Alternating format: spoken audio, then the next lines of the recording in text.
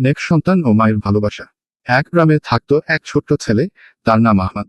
সে খুবই শান্তশিষ্ট ও ভদ্র ছিল। তার মা, খাদিজা বেগম, খুব সৎ ও ধর্মপরায়ণ মহিলা ছিলেন।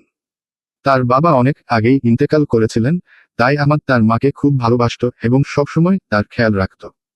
মায়ের আদেশ পালন। একদিন আহমদ মাদ্রাসা থেকে ফিরে এসে দেখল তার মা অসুস্থ হয়ে বিছানায় শুয়ে আছেন। সে দৌড়ে গিয়ে মায়ের পাশে বসে বলল, আম্মা, আপনি এত ক্লান্ত দেখাচ্ছেন কেন? তার মা মৃদু হেসে বললেন, বাবা, আজ অনেক কাজ করতে হয়েছে, তাই একটু ক্লান্ত লাগছে। আহমদ কিছু না বলে কিচেনে চলে গেল, পানি নিয়ে এসে মায়ের হাতে দিল। এরপর সে নিজেই চুলায় গিয়ে খাবার রান্না করতে শুরু করল। তার মা অবাক হয়ে বললেন, বাবা, তুমি কি করছো?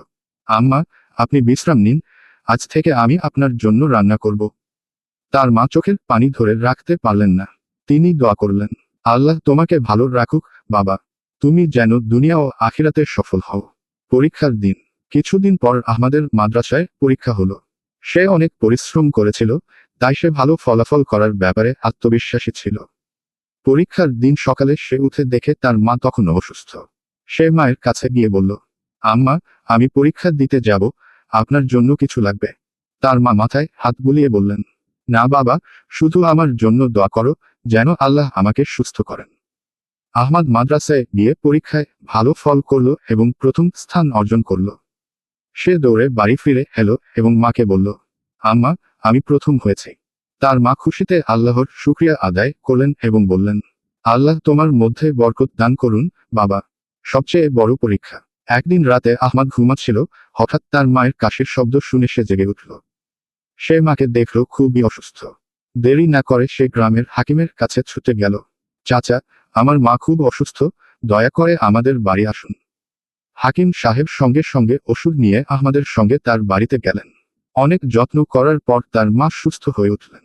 তিনি আহমদকে বুকে জড়িয়ে ধরে বললেন, বাবা, তুমি সত্যিই জান্নাতের একটি ফুল। আল্লাহ তোমাকে জান্নাত নসিব করুন। আহমদ মায়ের কষ্ট কমাতে পেরে আনন্দিত হল। মায়ের দোয়ার বরকত। সময়ের সাথে সাথে আহমদ বড় হলো এবং একজন আলেম ও ভালো মানুষ হিসেবে গড়ে উঠল। সে মাদ্রাসায় শিক্ষকতা শুরু করলো এবং সবার সেবা করত।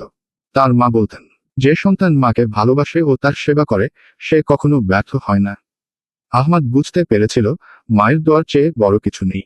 কারণ রাসূল সাল্লাল্লাহু আলাইহি ওয়াসাল্লাম বলেছেন, মায়ের পায়ের নিচের সন্তানের জান্নাত। শিক্ষা। 1. মায়ের খেদমত করা সন্তানদের দায়িত্ব। 2. মায়ের দোয়া পেলে জীবনে বরকত আসে। 3. আল্লাহ ভালো সন্তানদের ভালো মানুষ বানান। আল্লাহ আমাদের সবাইকে মায়ের সেবা করার তৌফিক দান করুন।